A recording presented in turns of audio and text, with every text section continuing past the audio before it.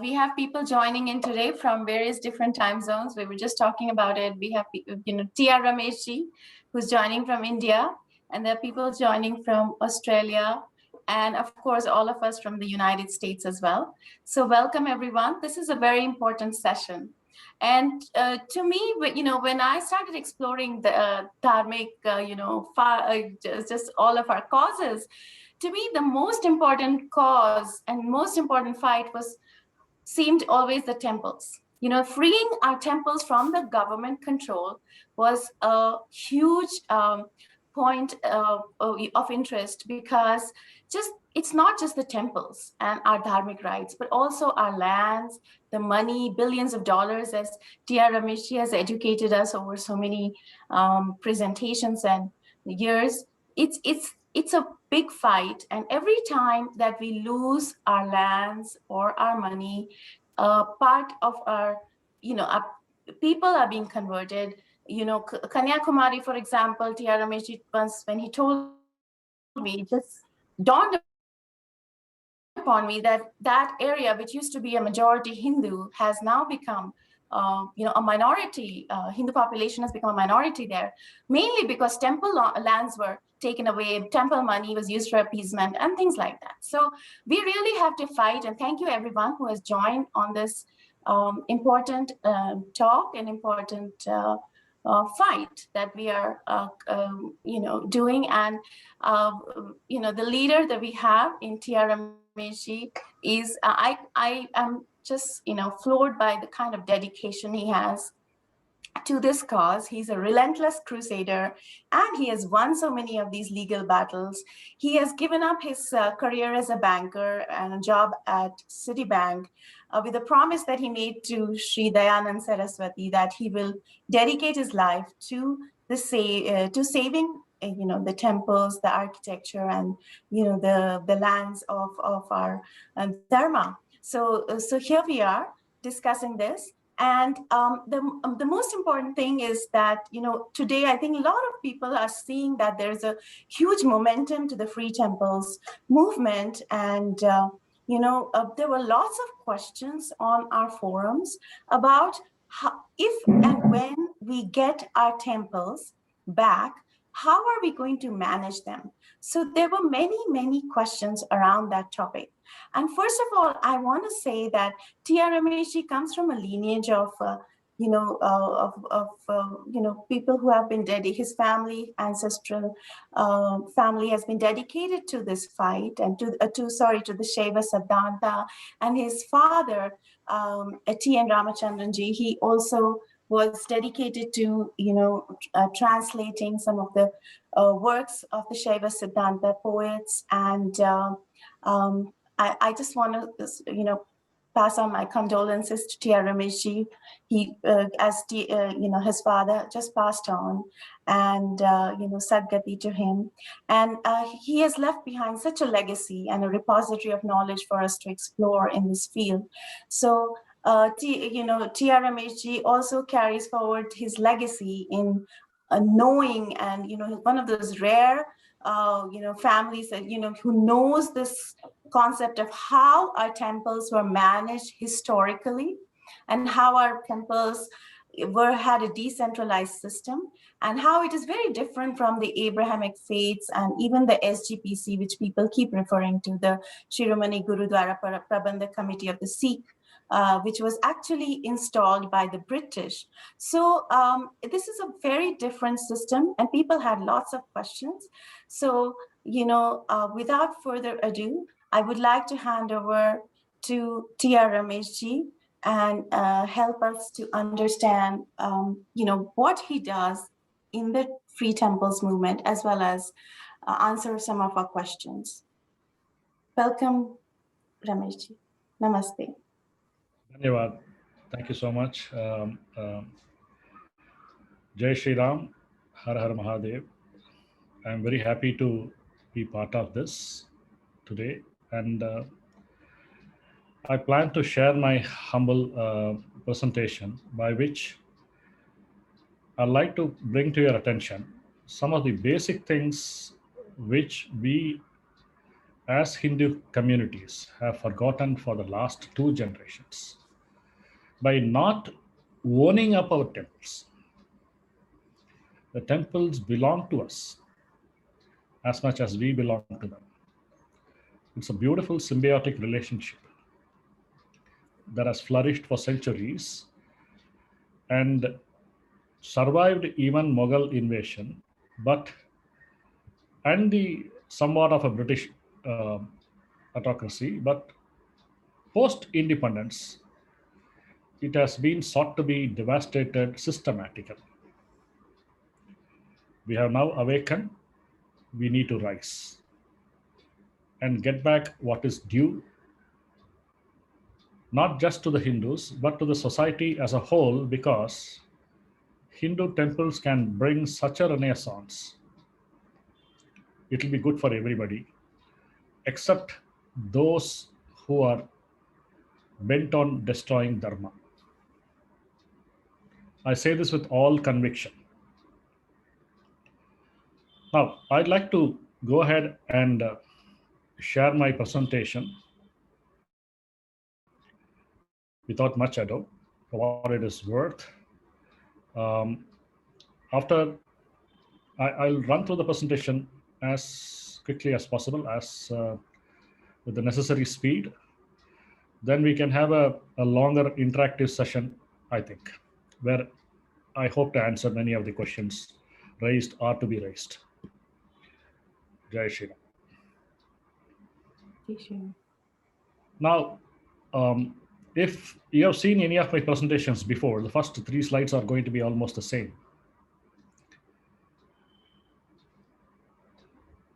I'm going to give a lot of examples from the southern states, particularly Tamil Nadu, because I have a lot of data on them. I belong to Tamil Nadu, and I'm fighting a legal battle mostly before the Madras High Court. Of course, as president of Temple Worshipper Society and as president of Indic Collective Trust, our fights go beyond Tamil Nadu.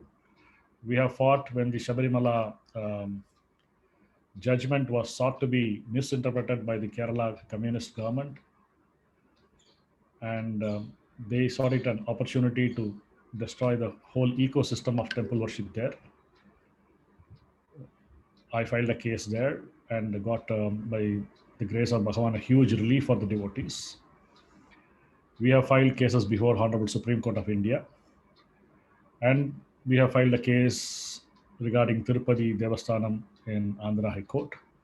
So it is, and of course, for the Puri Jagannath temple as well.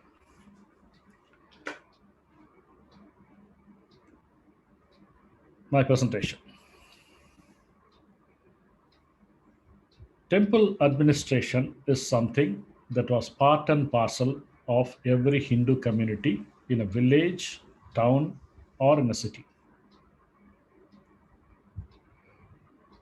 In the ancient Bharat and even today in South India, there are no villages without temple or temples. The temples were always the responsibility of the local community, and they took care of them. However, in the last 2 generations, government has been discriminately taking over all temples, whether they have income or properties or not. Like, for example, in Tamil Nadu, the government controls 44,120 temples, of which nearly 40,000 temples have less than 10,000 rupees annual income. That is less than rupees 30 income a day. We don't know why government should bother about these institutions. What kind of theft can happen there? What kind of mismanagement can happen there at 30 rupees per day? So there are 2 questions. How and when we are going to get our temples back, and how are we going to run them? Before answering those questions, we must know what exactly our temples are. Our temples are not just places of worship. They're not assemblies of prayer or prayer halls. They were vital institutions of our dharma. We do not have a word in Hindi or Sanskrit for religion. We have only the word dharma. And dharma encompasses everything. So our dharma in a society was percolated, was put in circulation, was distributed through dharma. It is not just spirituality, it is not just religion, it also matters what are the values that were taught. They were home to learning and knowledge. Then arts, beautiful arts, dance, music, literature, you know, icons, statuaries, jewelry, everything. And they were the community centers where trade, legal, property disputes were settled quickly and justly. And the temples took care that the values and our Sanatan culture were imbibed in each and every one of the society, whether they visited the temple or not. What happened in the last 60 years, 70 years? Government took control of our temples. The first thing we lost is the temple culture, the Vedic culture, and the sense of voluntarism, people coming forward and doing everything for the society. It started with the temple and it ended with the temple. People were alienated from the temple. The sense of voluntarism was curtailed. We had a beautiful Sanatan network that transcended caste, community, and caste. This is the truth. Don't let others tell you that temples created caste differences. There were 3 or 4 cases in 1,000, which could be easily addressed. Then because government took over the temples, our dharma was affected with the denial of artha. The true income of the temples and the properties of the temples were never realized or never accounted. So because of that, our dharmic institutions were closed one by one, effectively and systematically. Then not only the institutions, our artisans, our arts, our craftsmen, our pandits, everyone suffered, our musicians, the heritage, the values that were flowing down over centuries, they got disturbed, and temples were made centers of commercialization. Instead of simplicity, instead of all being one before God, commercialization crept into it and money started speaking. Now, everybody is asking, is it possible to get the temples back? Let me not take much time on that. Let me tell you with a lot of conviction and with a lot of vehemence that the government control of temple is going to end. It's a matter of only 2 or 3 years. The courts, the government, and even media and the people opposed to freeing our temples cannot sustain this any longer. The Indian Constitution gave many fundamental rights to Indian citizens for the very first time. The right to life, the right to privacy, the right to profession, the right to property. Of course, Indira Gandhi took away the right to property and made it an ordinary constitutional right instead of a fundamental right.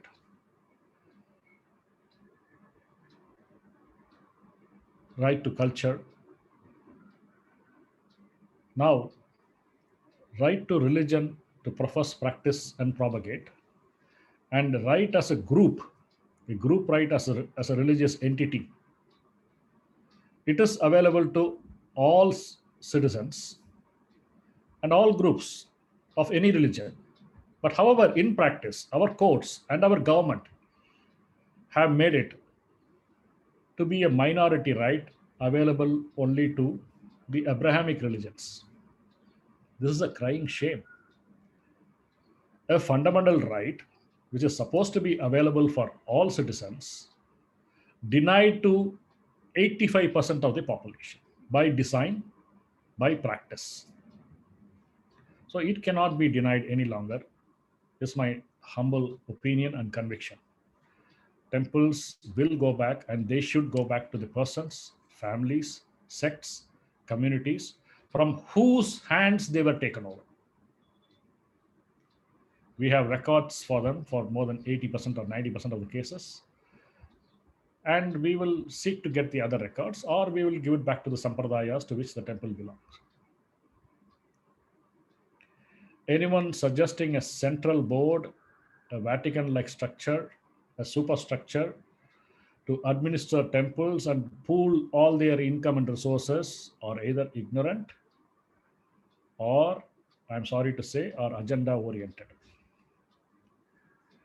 Now, there are 5 areas of temple administration.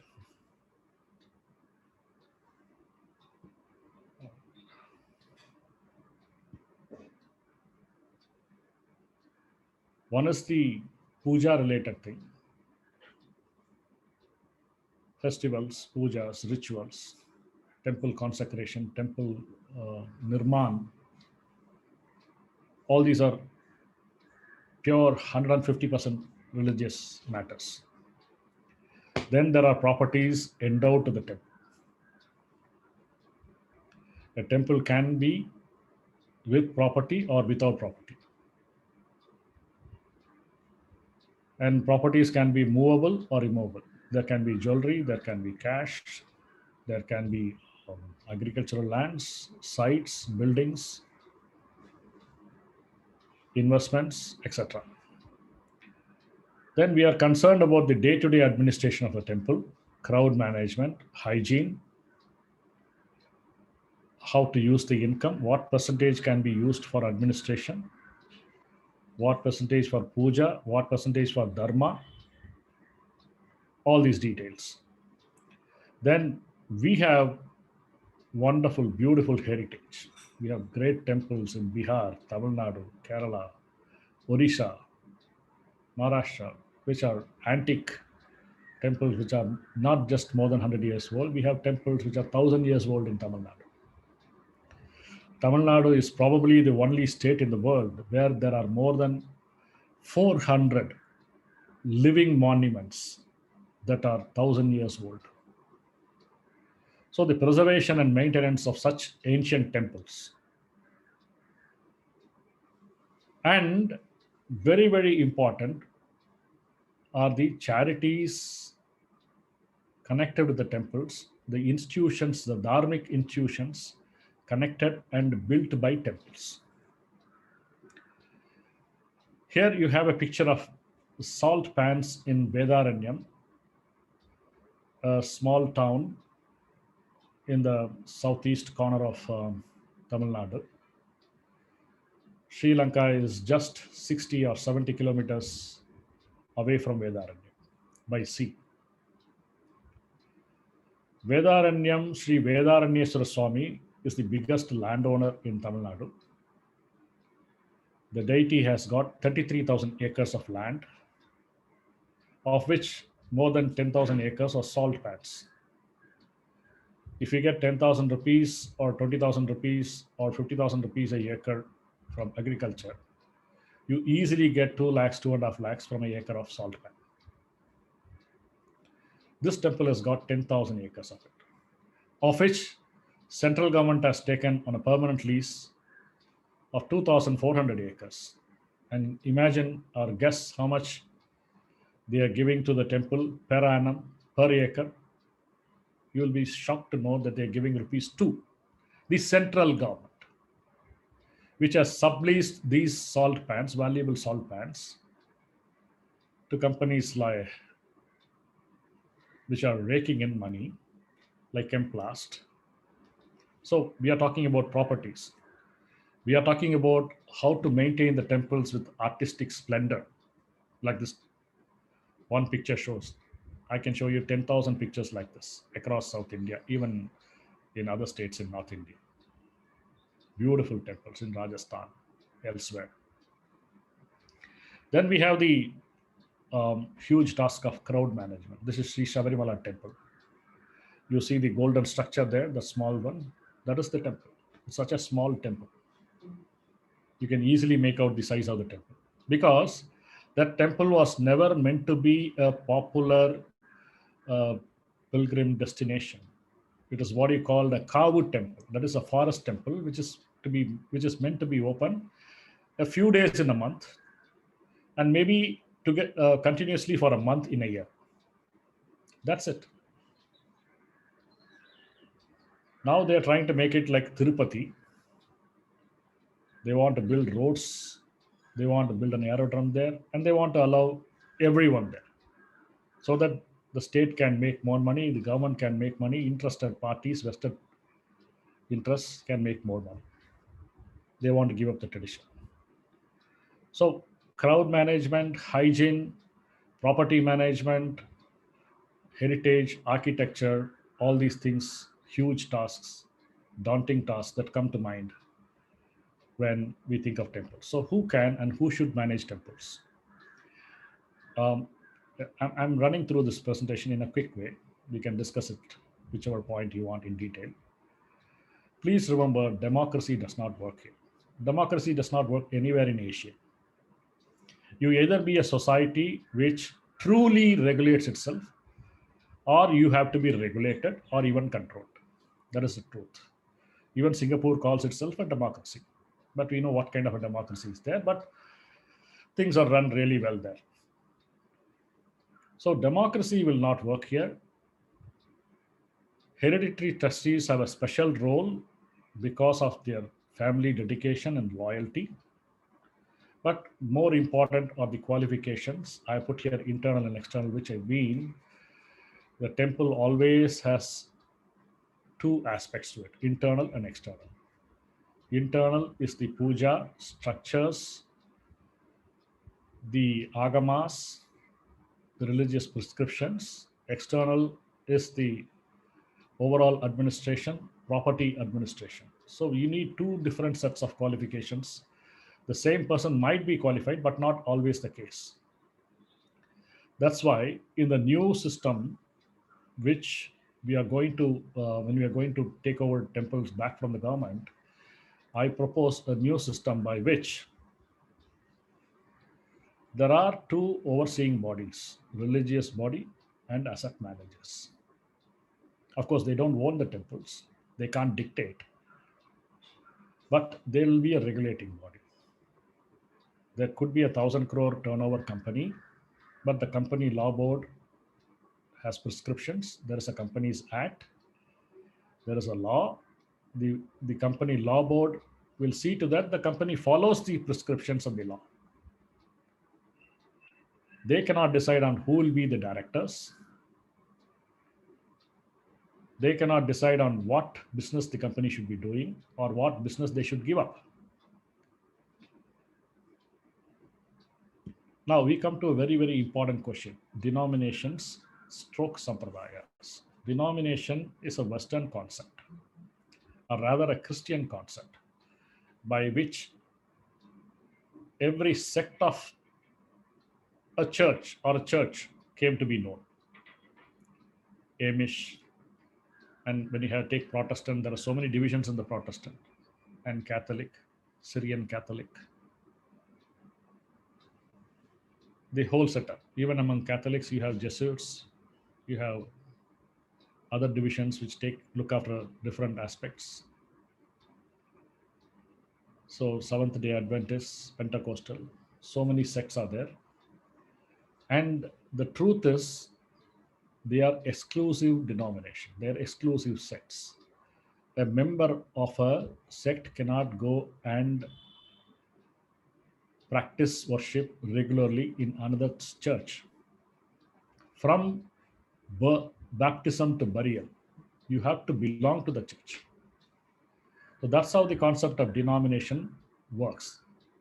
Whereas in Sampradaya, you have a particular Sampradaya, you have an Achara, you follow that in the temple, but you don't deny entry or the opportunity to worship to other sampradayas, people belonging to other sampradayas or no sampradayas.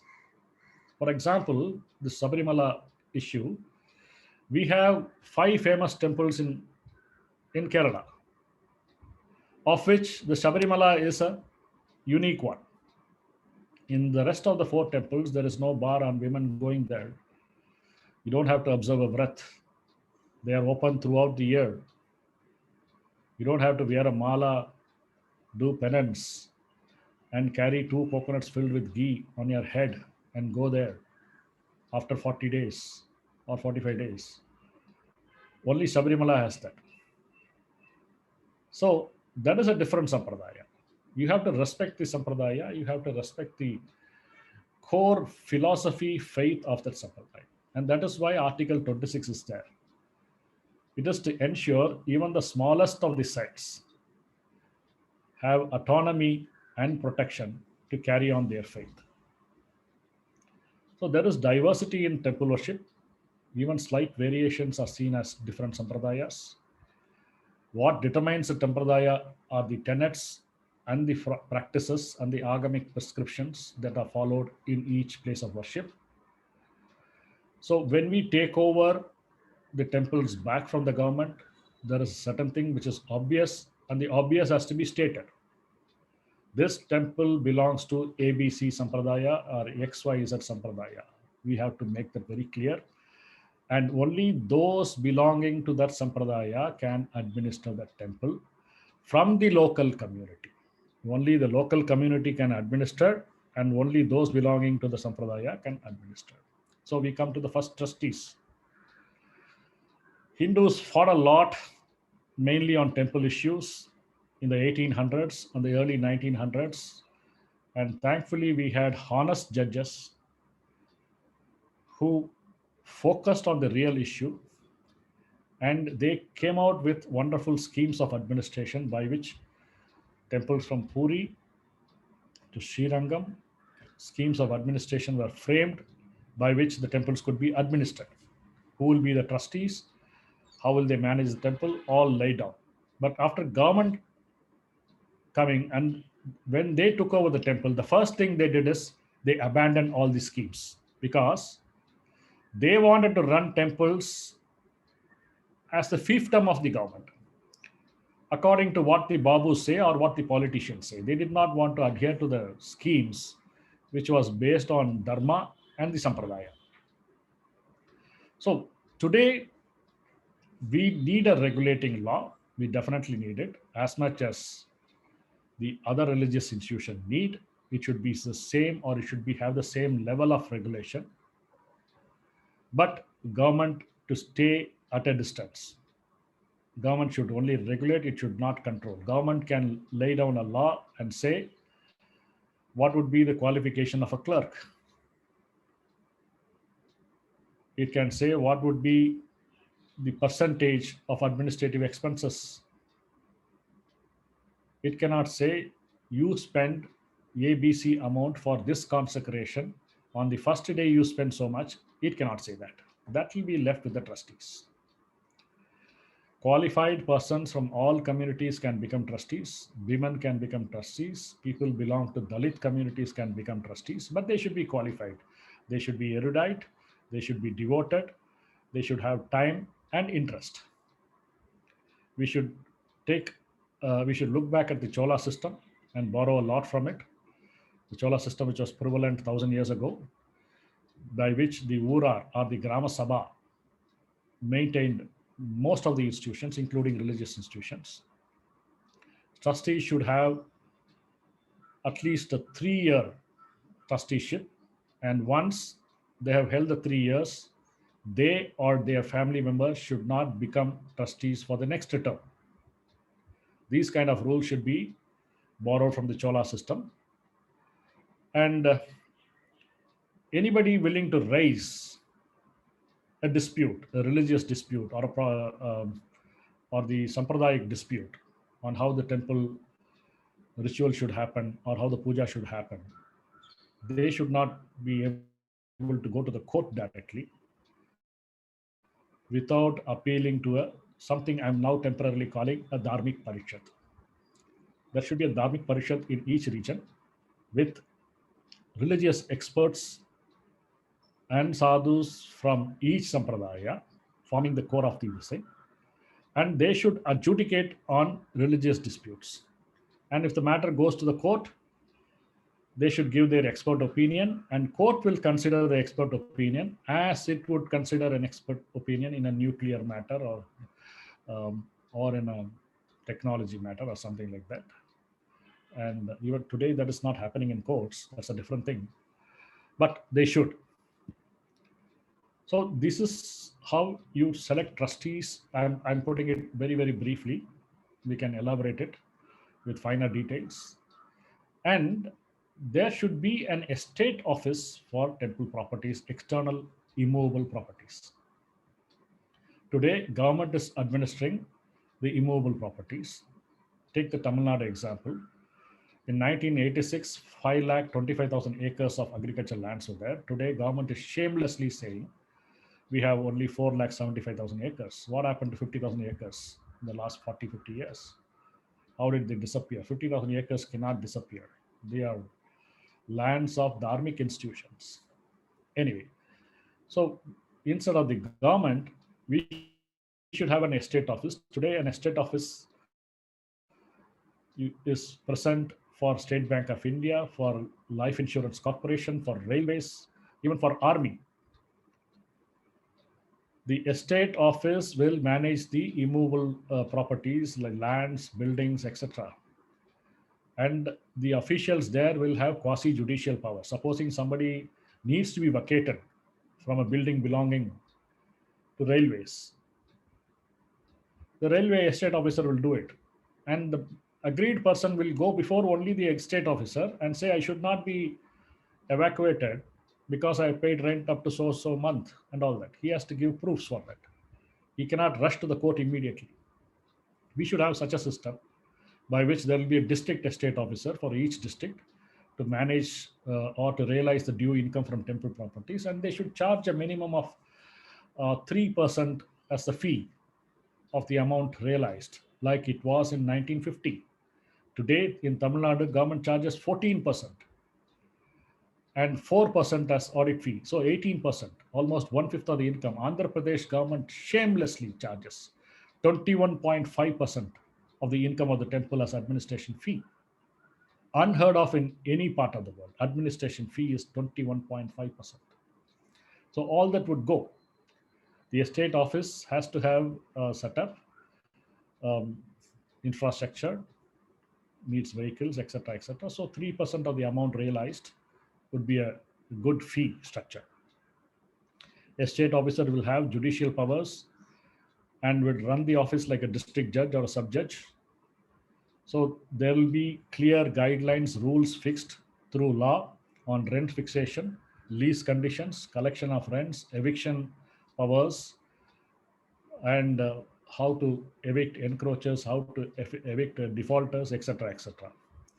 And no civil court or a writ court can stay that order without making the defaulter or the alleged defaulter show proofs of payment of arrears of rents or show proofs of non-encroachment.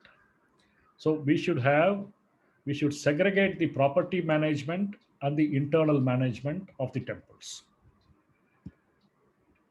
Similarly, we should have a system by which the local communities coordinate with the revenue officials and the police officials for crowd management, etc. And again with the health authorities for maintaining hygiene in and around the temples where hundreds of thousands of devotees throng. Certain temples do not have the problem. Certain temples have the problem on a daily basis. So we should have set up for those things.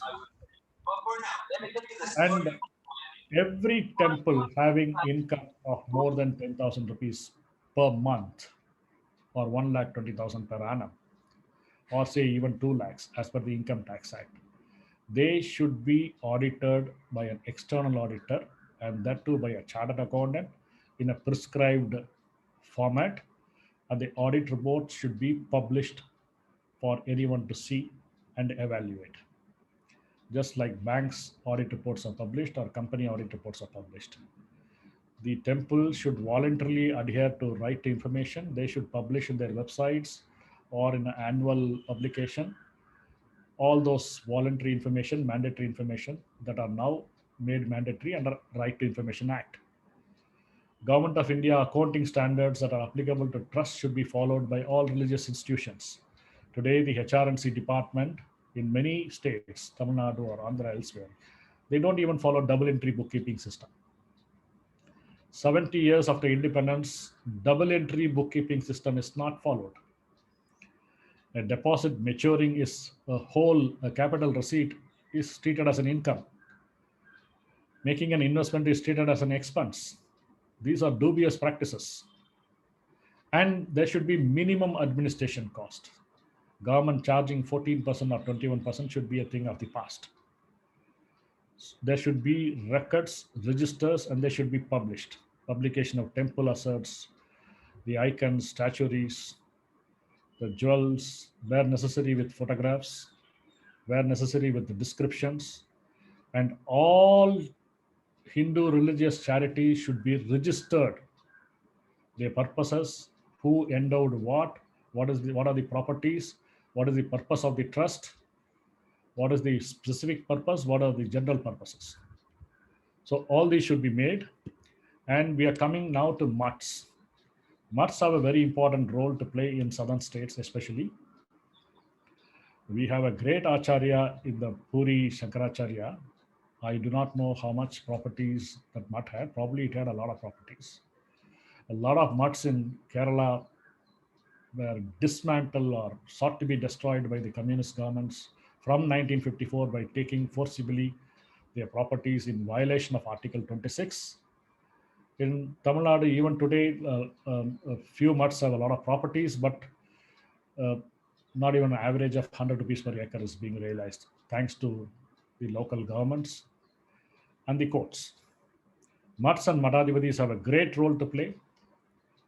Madhadhipatis should be the guiding beacons. They should tell what is dharma, what is the achara, what is the practice, what is the tradition.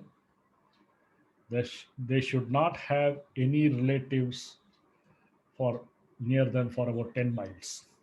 No nepotism, no favoritism. Today, many mutts are suffering because of nepotism.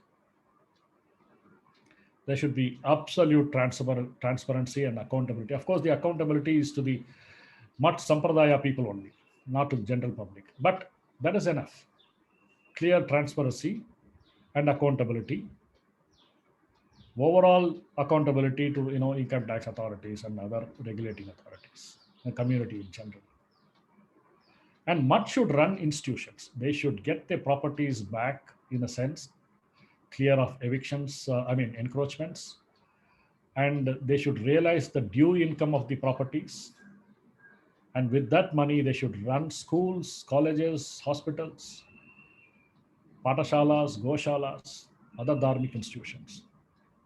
For them, philosophy of the mutt and dharma alone should matter. No bickerings, no fights, no politics. Now coming to what temples can achieve. I have a 2-pager on this. I will share it with you in another 5 minutes. In Tamil Nadu alone, according to my simple but I think correct calculations, the income that can be realized from temple, mutt and endowment properties per annum is about 6,000 crore rupees. 6,000 crore rupees per annum, in contrast to the less than 150 crore rupees that government is claiming to realize. To realize 150 crores, they take 200 crores as fee. So temples make a loss. The hundi money goes to pay their administrative fees. 6,000 crore rupees, and imagine what dharma we can do. We can start and run education institutions, colleges, hospitals. Today, Hindu children are going to Christian schools and colleges. Hindus are going to Christian run hospitals. They are making them richer and richer. They have a system by which they run schools, by which they run their institutions, as a watertight method of running institutions. We have failed in the last two generations to build institutions. We had a lot of institutions. We let them go. We should build them back again. We should have patashalas and goshalas in thousands across India. We should have institutions teaching traditional music, dance, and art. Artisans, sculptors, painters, mural experts. We should have institutions for them. We should have institutions which specialize in conservation of our ancient temples and our ancient monuments. We should have schools for Shilpa Sastra. We should have schools teaching gold and silversmiths, producing Selinis by the dozens, by the hundreds. Then we have Vedic farming. 2 days ago, I read somebody producing black rice as per some lessons taught in the Rig Veda. I do not know exactly what it is, but that's what I read. We should preserve our heirloom seeds. We should do natural farming in temple lands. We should preserve the progeny of our Desi cattle. We should encourage Jallikattu, a temple festival, always a temple festival, Jallikattu. Then we owe a lot to preserving and nurturing Sanskrit, and of course our Shastras and the other regional languages as well. Every regional language is a treasure in itself. There should be excellent publication of our Itihasas, Puranas, our Shastras, our moral stories, our Dharma Shastras, our Nidhi Shastras, in a subsidized manner. And in our schools, in our colleges, they should be taught, and in our homes, those books printed in pristine manner should be available. We have a dharmic responsibility. We have what Pujya Swamiji Dayananda Saraswati told us. It's a Rishi Rina. We owe it to our Rishis. It is something that we owe them. We owe to our past generations. Not only that, we also owe it to the future generations. It's okay for 2 generations we did not take care of our temples, but let's leave a better place for our children and grandchildren. Jai Shri Ram, Har Har Mahadeva. Jai Shri Ram. Thank you so much, TRG. This was fantastic. It just gives us a vision of what can be done and what used to be. 1 minute, Rishaji. I just like to share that 2-pager. I'll just take 2-3 minutes on that. Definitely. So that will make this complete. Okay? Mm-hmm. Yeah. Thank you. 1 minute.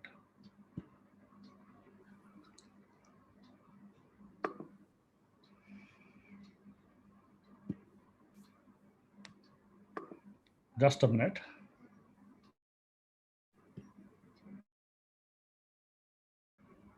Meanwhile, I'll just tell everyone that, if you have questions, this is a great opportunity to either raise your hand or type your question in the chat box, and we can ask T.R. Rameshji.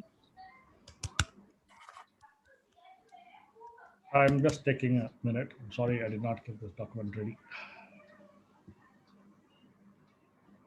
So when you raise your hand, it has to be, there is a button called raise hand. It's better if you just use that. That just puts you in the queue of people who are going to ask questions. So I will call. I have put this 2-pager, Richaji, with your permission. We can see it. Yes. Yes.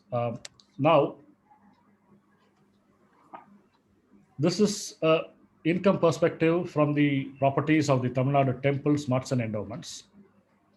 This document was prepared in 2013 when government was realizing only 58 crores. We have put so much pressure on them, and thanks to some wonderful judgments like judgments from Justice Mahadevan of the Madras High Court, the income of temple properties has gone up slightly, but not to the full effect. So Tamil Nadu temples have 478,000 acres, of which now more than 100,000 acres is urban land. And they have 33,627 sites, adding up to 29 crore square feet of land. Then they have 22,600 buildings, which is 2.44 square feet. Now, 58 crores is what government was saying they're realizing then in 2013. Now they're saying we are realizing 150 crores. And they are thumping their chest as if that is a big achievement. But the true income of these temple properties is about 6,000 crores. I'll tell you a simple calculation. Take this 29 crore square feet of sites. Just keep it as 30 crores for calculation purposes.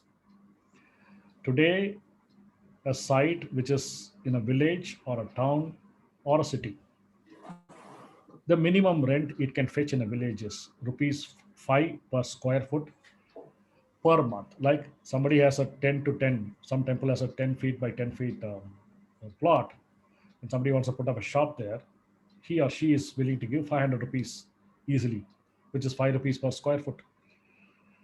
So take that as the bare minimum.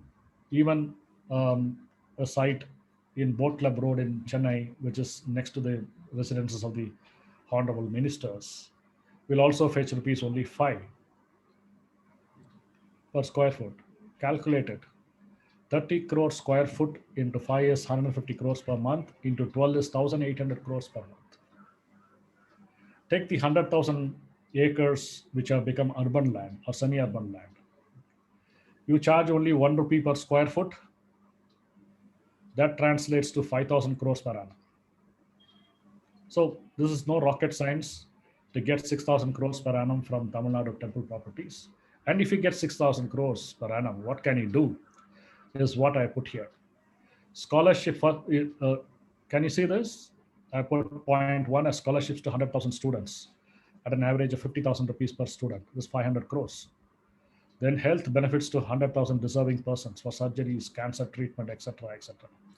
At 50,000 rupees per person, 500 crores. Revival of Vedas and support to Vedic scholars. This is the most Sanatan thing that must be done, but we are allotting only 25 crores with it, and we can do wonders with the 25 crores. Revival of local language, devotional bhakti literature, Devaram, Divya Prabandham, and those who teach them and sing them, 25 crores. Training and support of Agama Pandits and establishment of Agama and Sanskrit school, 50 crores. Establishing Hindu schools where besides good education, Hindu values and scriptures are taught. We set up 10 schools every year, which will be self-sustaining themselves. With 50 crores each school, 500 crores. 10 schools every year. Imagine from 2013, we could have built 80 schools like that. And establishing medical colleges, veterinary college, dental medicines for merit Hindu students. No caste, no reservation, nothing, just students who merit admission. A person getting 85% mark should not be left out because the seats are available only for those who get 95 plus. If he's a Hindu, he's got 85, he or she should be admitted in the medical college as a student.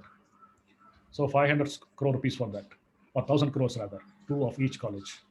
Proper conservation of ancient and heritage temples, 500 crores. Setting up Goshalas, 250 crores per annum. Setting up organic farms, dairy farms, natural farms, supplying things that are required for temples and for the community, 250 crores. Setting up audit teams for proper audit of all these expenses and to bring out transparency in administration, accounting, and publishing all these audit reports in websites and in paper, 25 crores. And this is the most important. Number 12, propagation and spread of Hindu religion and values through TV channels, starting radio stations, newspapers, magazines, periodicals, websites, 100 crores. Publishing essential Hindu works and books for children, adults, which would educate them on our basic tenets, Puranas and scriptures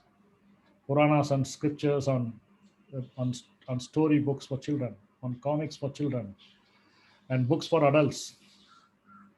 Help to Hindu widows, orphans, physically challenged, and those affected by accidents and disasters, 500 crores.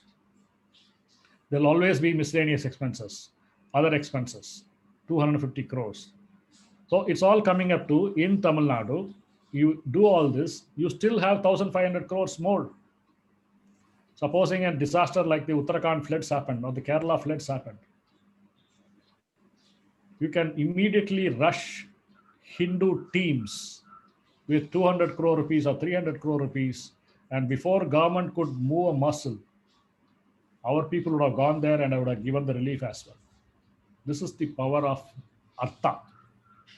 And this is the power that our ancestors left with us, which we are not tapping at all, or we are allowing those opposed to our Sanatan Dharma tap and utilize it to destroy our Dharma. Thank you. Thank you, TRG. That is brilliant. I'm getting lots of comments in the chat box saying this is a brilliant analysis. And I think your skills as a banker have really come in handy here, I think. You've really done a great job at giving us a vision of, what can be done with this sort of, income, which is actually going in maybe minority appeasement or just, in not at all helping Hindus. Because in Kerala, I've heard so much that Hindus are so vulnerable because they don't have a support system and they get converted just because there is no support system like you have just given us a vision for. I think there are tons of questions that are coming up. And Praveen had some questions and I want to allow him to go ahead and ask his question. Please keep your questions brief because I think there are a lot of questions in the chat box as well. Thank you. Thank you, Richa ji, and thank you so much, T.R. Ramesh ji. I think I felt so much proud looking into the vision in terms of art of possibilities. A really inspiring vision, and I think we also need kind of a next steps for us in terms of an action item. I mean, beyond contributing to funds, what more we can do. I come with a good content editing skills. Maybe I could put that to use. So the only two questions I had, one is what is it takeaway for us so that we can get to the action mode, and the second one, which I also put in the chat earlier, also was how do we? I mean, I got educated in terms of why the individual temples with their own sampradaya must have complete control. I think now I understand. I also want to know what checks and controls we can bring only for the sole purpose of closing ranks. I mean, I clearly remember the previous Tamil Nadu government. They arrested Shankaracharya on a Deepavali night. How many of the other Matadipatis, they had spine to stand up? How many of them came together and put a protest, right? And now, of course, you have a anti-Hindu government. Anyway, so what hybrid model can we bring in so that it brings in an obligation for all of these independent temples, the Sampradaya mutts, to come closer and fight? So that is the main thing which has been bothering me. Thank you so much. Thank you so much. See, one of the fallout of government control is the loss of the Sanatan network we had. Every temple had volunteers, every temple had a network. And this network usually spread across the same village and same town, and it went beyond that. Now that network was dismantled carefully and systematically. One is they took away the properties. Like Kerala, they took away 275,000 acres of temple properties. Huge, huge loss for the Hindus there. And that's why they have now become a minority there. And Kanyakumari district, which was part of Kerala Travancore kingdom earlier, when it came to Tamil Nadu government took 20,000 acres away from the Kanyakumari Devasthanams, the temples. And they paid 90 paise per acre per annum as annuity. And we kept quiet. Our ancestors kept quiet. They think that government can do anything with our temple. temples. That thing has now changed. Now, the Sanatan network will be brought back, but it will be effectively brought back only if, after getting the temples, we realize the due income from the temples, the real income from the temples, and start building institutions. Today, if there is something that the Catholics or the other Christians think is affecting their religion or their people, they come together immediately, they converge immediately, and they come to the streets. The same with Islamists. They have WhatsApp groups, and they can, there's somebody took a movie somewhere in US or elsewhere, and they were protesting before the US consulate in Chennai. They were blocking the road in thousands. And this happened within hours. The best person to explain this is the current Director General of Police, Tripathi. He was shunted out when he was the Madras Police Commissioner. He was made a scapegoat when he wanted to take action. So a network, a Sanatan network we need to have. We do not want a jihadist network or a missionary network. We want a Sanatan network. And that can be done only through temples, not with just temples, not just with Dharma, but with Artha. When Dharma and Artha come together, we'll be very powerful. We'll be confident. And with confidence, we can do good. We will bring the network. We can very easily build it. Today, in the day of social media and connectivity, we get our temples and we can easily build the network, which the government is not doing or not allowing us to do by retaining the temples. Absolutely. Thank you so much, TRJ. That's a really, really fantastic vision. I think what you're saying is that the Sanatani leadership will develop. And even though you say that it still has to be at a decentralized level, it'll be able to, work cohesively when the need arises, right? And for example, I think in Kerala, when they had these love jihad cases with Christians, they were easily able to, start, propagating that information and stop that from happening in the Christian network. But they need support. Richaji, sorry to interrupt, but Kerala, we can bring Sanatan Dharma back much more forcefully and much more effectively by just, we have had a victory in the Padmanabha Swami temple case. The administration will come back from the government to the newly set up scheme by which the traditional royal family administrator is there. The Pujari is part of the team. The chief priest of the temple is part of the committee, and there are chartered accountants there. And they should now utilize the treasure in the vault. They should retain the treasure in the vault itself and get RBI to declare it as a RBI vault, securitize that, and the 500,000 crore rupees should be used by government to issue quasi-currency bonds for 300,000 crore rupees. With that quasi-currency bonds, the temple can earn 15,000 crore rupees per annum tax-free. And with 15,000 crore per annum, Kerala can be revived. It will be like a watered flower. Sanatan Dharma will be back. We build our own schools, our own colleges, our own hospitals, and we go beyond Kerala. Amazing amount of Dharma we can do. We should put pressure. So I was asked, what next? What do we need to do? With your writing skills, with your editing skills, with your communicating skills. We should all come together and put so much pressure on the government. Why is the government not securitizing the wealth of Padmanabha Swami temple for the benefit of the temple, not for the benefit of the Kerala government? Correct. Right. Absolutely. May I ask a question, please? I think so. Can we take turns? I think Vandana ji is in queue. Vandana ji, you'll go ahead, and then Rabinder ji is next. And then if you can please raise your hand, there's a raise hand button on your Zoom screen. So please use that. Can I know who it was so that I can? Hello. Okay, maybe Vandana ji, you please go ahead. Yes. Vandana ji, you had a question. Thank you, Richa ji and TR Ramesh ji. I really am so honored to hear you and totally opened and illuminated my eyes. I had no idea what a scam was going on.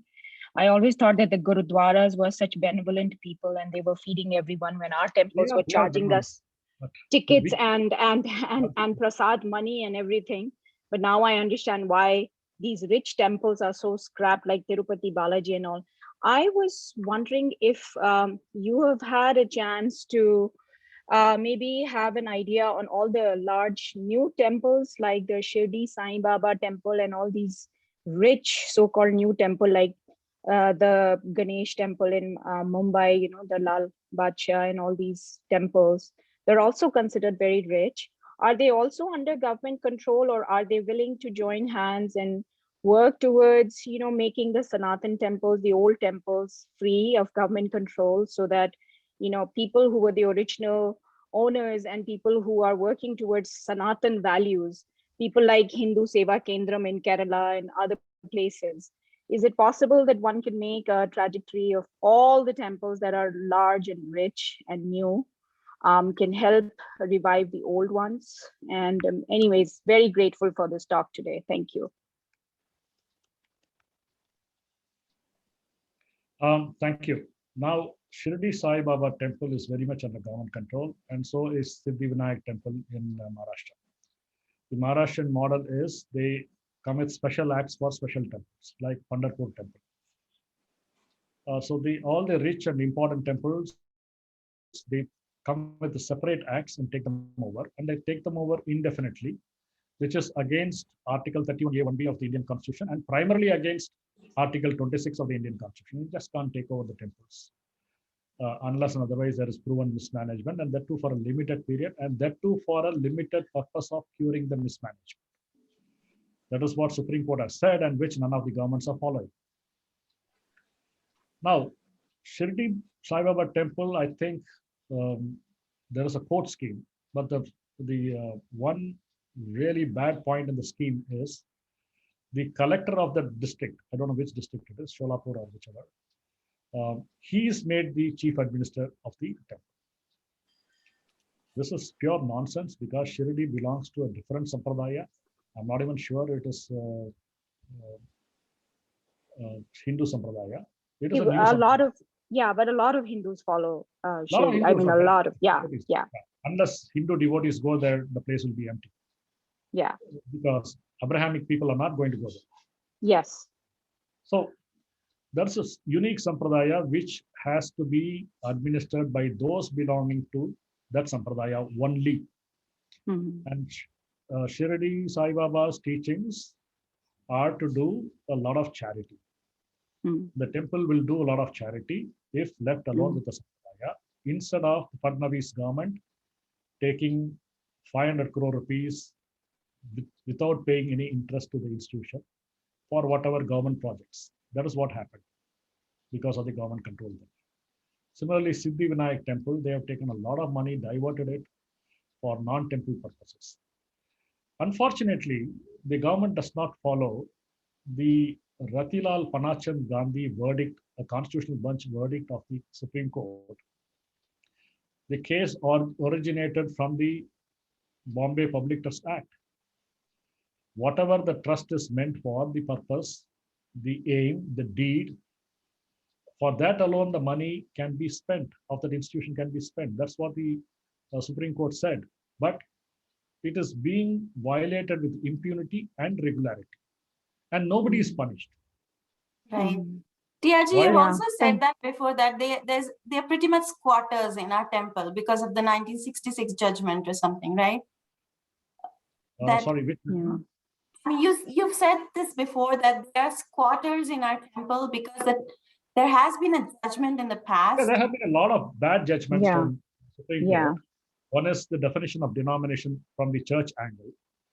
And they said Hindus, you have to be a denomination, you have to have an organization, you have to have a common faith. And common faith, how can a million people come to Sabarimala, including non-Hindus?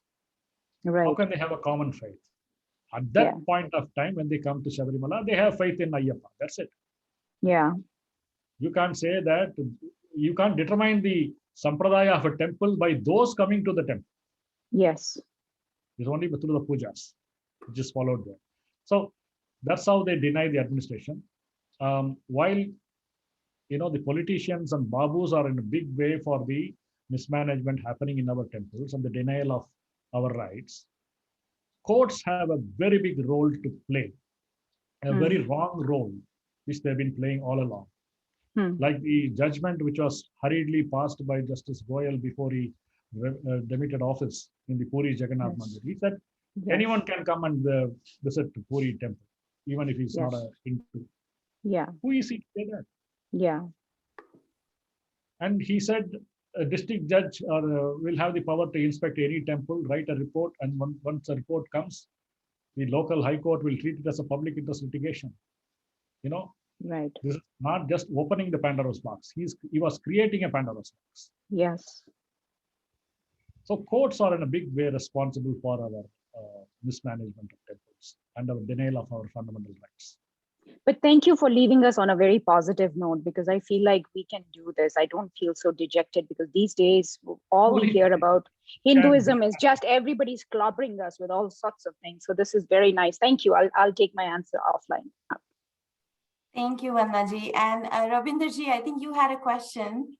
I'll let you go ahead.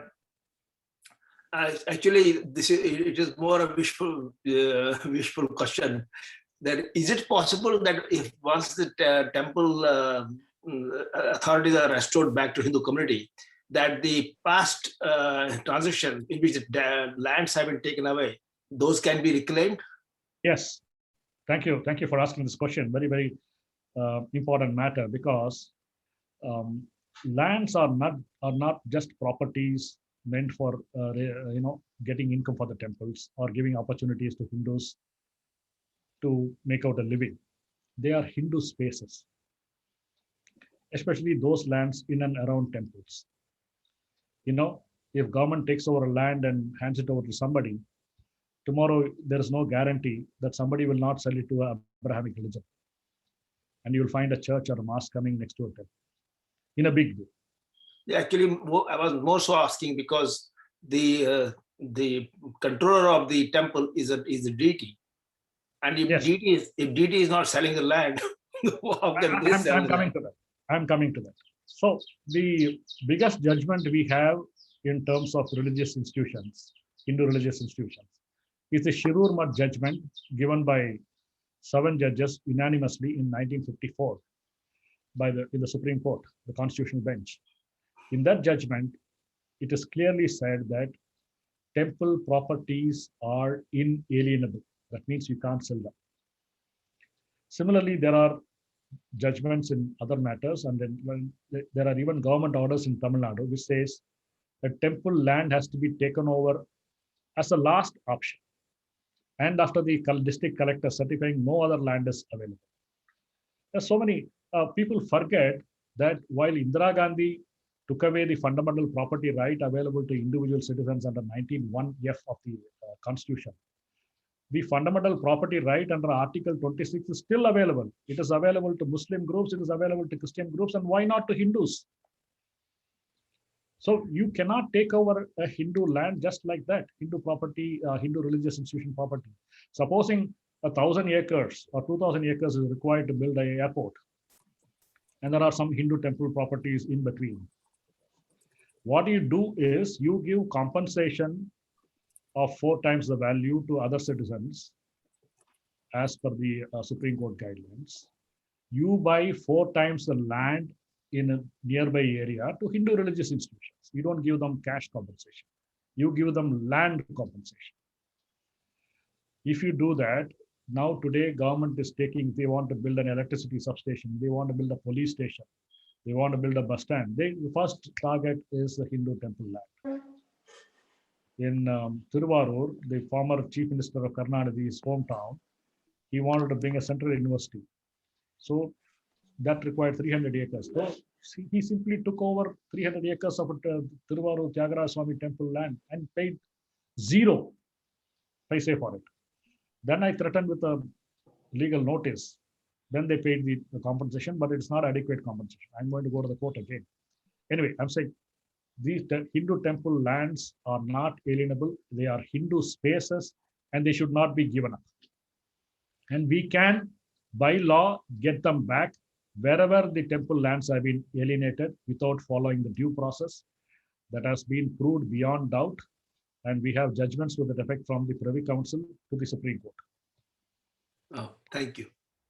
Thank you, TRG. I think we have 3 questions. I'm going to just name them. Bharatji will ask first, and then it's Mr. Vijay Raghavanji, and then Himank Barve. I just saw previously that Subramanian Swamiji was also logged in, but looks like he has dropped off. So, but in case he logs back, and maybe we'll have him talk a few comments. Oh, But I didn't know Bharatji, that. That was an honor. did you know that he was there? I No, just I saw didn't know his that. name. Yeah. My guru in temple matters. Bharatji, please go ahead. Yes. Well, first of all, I want to greet my friend T.R. Ramesh. He's the doyen of Hindu fighters in this whole struggle for recovery of Hindu temples. And he's the most precious man, as I can see in India today in our fight. Right. Now, Right. my question, Rameshji, is this. Is it possible that the central government, through an act of parliament, can cancel all the Devaswam boards in different states and pass a law that temples should be handed over to Hindus? Of course, according to what we Yeah, have been the- talking. the Sampradayas. I am asking this as a legal question. If it Ji. is possible, then perhaps we should at a national level raise this. Ji. And then it would become as a matter of life and death for RSS and BJP to take up this question. Yes. Because if they don't take it up, then they lose Hindu support all India. And Ji. if they do take it up, then they serve the Hindus, which they claim that they are meant to do. So, sir, please tell us. Yes, sir. Namaste, Bharatji. I'm very happy you're here, and I had the honor of having a discussion with you earlier in the Jaipur talks. I was so thrilled to be with you. I learned a lot. Namaste once again. Now, the question you have knowingly put, I know I'm sure you know the answer. The subject of religious endowments, temples, gurudwaras, mosques, and churches, is a concurrent subject in the Indian Constitution. And central government is very much empowered to come out with a regulation or a notification or even a law stating that this is how temples will be managed by now, and temples cannot be taken over by government. They can say that. Even a notification by the government overruled an act by the state in the Jallikattu matter. We saw that. A notification overruled the very act itself, the state legislature's act. So central government can come with a comprehensive or something modeled based on the 1920 Religious Endowments Act, which is already a central act existing. It can just add a few provisions to it. Or it can model some of the sections of the 1863 Act, which says the appointment of trustees will not be in the hands of any government authority or quasi-government authority. And it can come with some regulations regarding audit, administration fees, etc., etc. It will be. I have already suggested a central act and given a copy to the powers to be. Some of the ministers have a copy of it. That was 2 years ago. They're still debating with it. They came back to me to discuss some points, but I don't know what is stopping them. As you said, it has to become a national movement. Hindus must demand a central act which is a regulating act and not a controlling act. And Hindus should be empowered with their temples in the local communities. It is a doable thing and it must be done. Bharatji, this is a suggestion which we should take forward. And Sudhir Agarwalji said, how do we build a Sanatan network or a network of people who want to fight for temples? We need to concentrate on building such a network. Then BJP and RSS will listen with both ears and will even act upon it. Thank you, TRG, and thank you, Bharatji, for asking a question for our benefit. It really helps for us to understand also. So I think the next person online is, I know we have tons of questions. We may not be able to take all of them. We have 10 more minutes. And after that, if there are any more questions, please email me. I'm going to leave my email in the chat box. Please go ahead and ask your question, Mr. Raghavanji. Yeah, am I audible? Yes. Yeah, my question is how difficult it would be to ask for compensation in case of lands acquired by Tamil Nadu government in Kanyakumari. For say example, if we say for the last 6 decades, we are asking for X amount of rent multiplied by these many years, let's say 1500 crores, some approximate figures. Will it be possible? I mean, for the government, will they not object saying that this is a pandemic and we cannot entertain such kind of request right now? Okay, there are. I like to combine this with another major answer regarding lands. Now, in 2019, government of Tamil Nadu tried to give the lands to the encroachers themselves by saying we will buy those lands and give to the encroachers.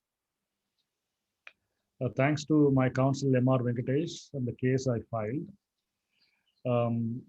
a bench of eminent judges gave a stay order to that government order. Now imagine temple lands being taken and given to the encroachers. It's a shameful piece of legislation which government did. Anyway, that order is stayed now. Now, one thing M.R. Venkatesh ji argued before the court is, you first tell me in all these years of encroachment of 30 years, 40 years, what is the amount due to the temple? You pay that amount first, then we'll talk about giving the patta to the others. You realize the amount realizable, not realized so far, pending as arrears with the interest.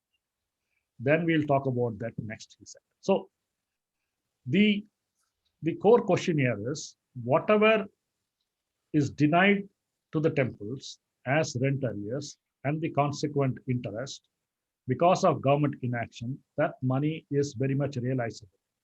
If you take that into consideration, in Tamil Nadu, some would be like some 50,000 crores or 60,000 crore rupees.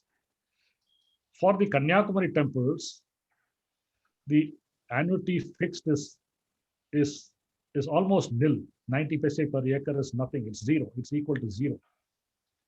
So the temples should get the money which they were getting in terms of paddy or whatever, or the produce, or to sustain their pujas in 1947 or 1950, they should get the same amount and with arrears. It is very much legal.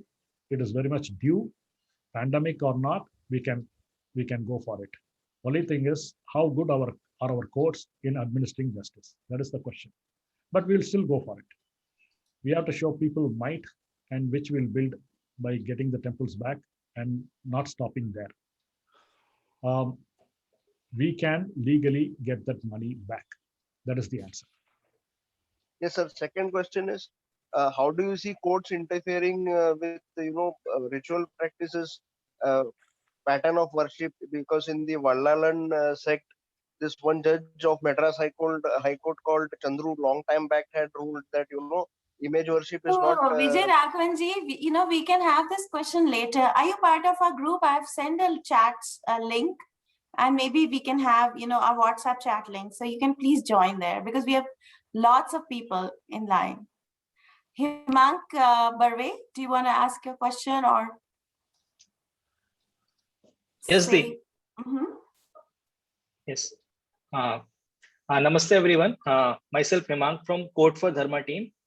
We have developed an app Mandiram, named Mandiram, for this free temples movement only, to build network for all over India and globe also, to create a narrative of free temples movement and create support for our people and temples. And here my question to T.R. Ramesh is, like we are seeing from last 15 and 12,000 years, it's like our temples are continuously getting attacked and destroyed. So we have to also think about like building a security team, like temple security force for our team. So how we can do that legal purpose, not just like doing a radical thing, but as a legal thing. We need to protect our temples. How we can do that? Okay. One thing is the government is obliged to protect. Number one, they have to protect all places of worship. But they are failing to protect in so many cases. I'm coming to that. I'm not saying we abdicate this responsibility to the government and lie back. I'm not saying this. At the same time, we know how our temples are plundered even today, how the icons are stolen, how some valuable jewels are stolen and all that.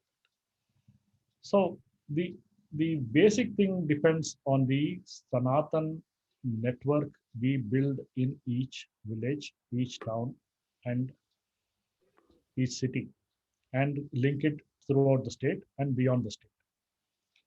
Now we need volunteers, and the volunteers will be made up of largely young folks, and they will assign themselves certain tasks like carrying out the festivals, cleaning the temples, and protecting the temples. Now we can definitely borrow the model of a Swayam Sevaks and build a temple Sevaks group for protecting our temples alone, or when there is a problem where Hindus are a little minority in number or less in number, we can immediately raise an army of temple devotees just for protecting the devotees and the temple, not for waging war, which we don't do. But we should defend ourselves, and to defend ourselves, we should be strong. And to do that, your Mantram kind of app, we should first connect them. So there is Dharmveer ji was asking what are the steps we should take once we get the temples back ABC, or what to do to get the temples back ABC. So as just pointed out some time ago, we should make sure that BJP and RSS, our MLAs and MPs hear our voices. Temple Bachao, something like that. We should start a slogan, good slogan, and the slogan should resound throughout India and regularly, and in Twitter and in social media.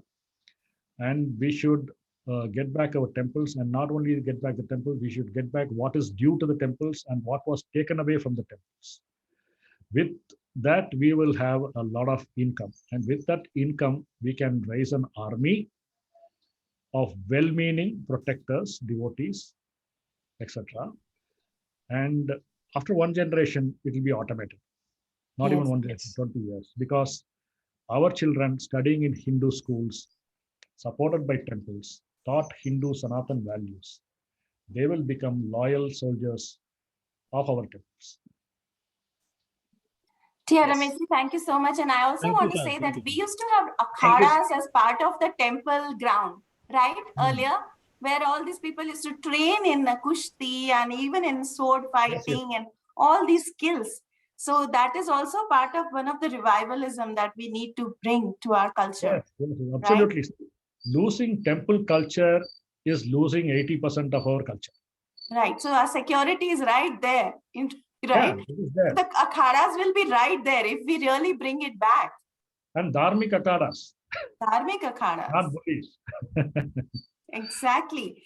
So at this point, I want to also say Himank is working on this app. And, we will start teaming up with Himank, and some questions were coming in. And if that is your question, please, put your hand down. A lot of people have raised their hand. So that we are going to mobilize through Himank's app and start, using that more and more. How do we mobilize to create this as a mass movement, and as a ground movement? Come with a slogan. Come up with a slogan. Yeah. We will do that. That is the easy part. Connecting with everyone and getting the Hindu to wake up, the Kumbhakaran to wake up is the hard part, TRG. So I think there are a couple more questions. One is Yamuna, and then Priya, and then Dharamveer ji. So Yamuna, please go ahead. Quickly, short questions. We want to close quickly, in 3-4 minutes. Yamuna ji. Namaskaram, Ramesh ji. I have been following your works for some time now. Again, one more thing, once more, I want to ask: in what ways we can help? See, what you have undertaken is massive. It is not. It is you are literally running the show. It was started by very, very great people, but right now you are the face of getting back our temples into the hands of the Hindus. Now, one question is how we can help. One is raising slogans, doing social media and all those things. But there are these rogues like the current finance minister of Tamil Nadu, whom recently you have responded to. But the problem is the reach is very limited. How many people? So Yamuna ji, what is your question? That how can we help? No, I got Yes. Yamuna ji's question. Yes. I'm also happy to say that I know Yamuna ji personally, and she's been in the forefront of temple matters. Oh, great. She's from Chennai, and see, the thing is, now this has to become big. That's everybody's mind, and that's why this is one of the purposes of this presentation. Also, I and my friends have the Temple Worshipper Society, through which we are filing a lot of important cases, very important cases, and which is definitely rattling the HRMC of Tamil Nadu and beyond the Tamil Nadu also. And Indic Collective Trust, a wonderful organization for which the Sai Deepak is the legal mentor. He's a excellent lawyer and a thinker, and he works for Sanatana Dharma. And we have some very good people in Indic Collective. So we have to go beyond this. Now we have to produce 50 Temple Worshipper Society across India, and enlist people with a similar knowledge and eagerness and Josh. We will do that. We got your point. We are going to do that, and we will bring the Sanatan network in a much bigger way. Unless we do that, we are just talking. We got your point. We will work on it. Thanks so much, Rameshji. Keep us posted and keep instructing us what to do. Yes. Absolutely. Absolutely. Last question is Priya ji. Priya, can you ask your question? Yeah, Namaste, Rameshji. Thank you so much for such wonderful presentation. I had a quick question. I know now Sadhguruji has got involved in this. Yes. My request was, is it possible to have big ashrams and big Shankaracharya mutts get involved? If you go and request them, or whatever way it is possible, because then it becomes a national movement, and especially when Sadhguru or Sri gets involved, or Mata Amritanandamai gets involved, then it becomes international awareness too, that we Hindus are actually suffering in India. Absolutely. I agree with you. I totally agree with you. Pujya Shankaracharya Ji's of various mutts, or rather we are seeking their not only their blessings, their guidance, and the apt involvement also. We are definitely talking to them. See, what happens is when Sadhguruji comes out and makes the awareness, it becomes such a huge campaign, and he did it beautifully. And a lot of people came to know how dilapidated our wonderful temples are, and how the government control for 40-50 years is destroying the temple ecosystem. He's done such a wonderful job, and he's also now filed a case before the Madras High Court, a public interest litigation, seeking external audit of temples. These are all very positive moves, and like if the Shishyas of Sri Ravi Shankar, Mata Amritananda Ji, they also come into this. They are all dedicated people. They are all people for Dharma. It will be really good. I agree with you. We will work on those lines. We will take it much bigger. And they have Shishyas across the world. And we also have some plans to raise this issue of temple freedom as a fundamental right, if necessary, even before the United Nations. That would be wonderful. Yes, that because international media is not aware how we Hindus have suffered for all these years. Yes, being a majority and suffering like a minority in Abrahamic religious nation. Thank you so much, sir. Thank you. So thank you so much, DRG. I think this has been a great session.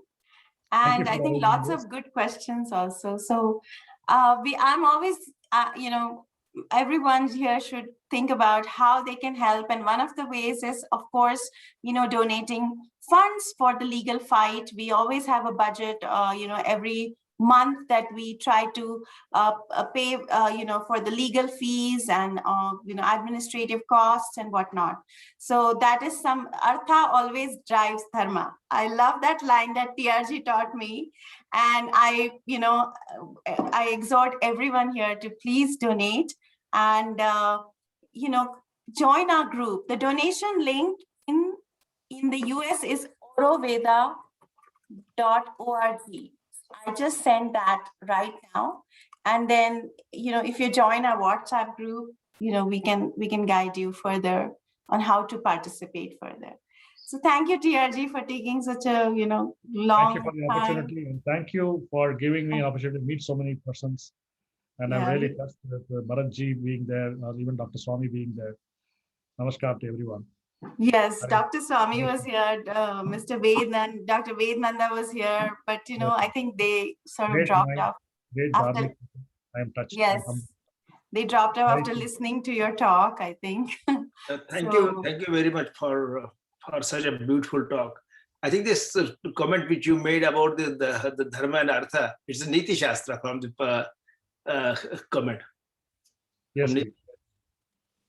Hari Om, Hari Om. Hari Om, Jai Shri Ram.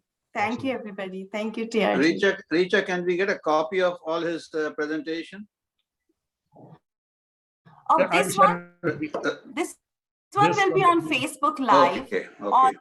No, no, Rajiv, Rajiv Verma-ji, thank you so much for coordinating that. So we are on Overseas Friends of India. If you search us on Facebook, okay, that's Rajiv fine. has Because already posted a link. we'd like to read them again. We'd like to read them again. So that's the Yeah, thing. that will be very, very useful actually. Yes. Very useful. All the points that he had made, 17 presentation of 17 pages that he made, that was very useful and very valuable. I think you must appreciate, Rameshji, that you have done an excellent job in looking and getting all these things together. That takes an effort. Narayan. We do wish all you success, all the success in what you're trying to do, and we'll see what best we can do and help you in any way we can. Thank Jai you Shri- so much, Shri Ram. Thank you. Thank you. Thanks, Ramesh ji. Namaste. Thank you.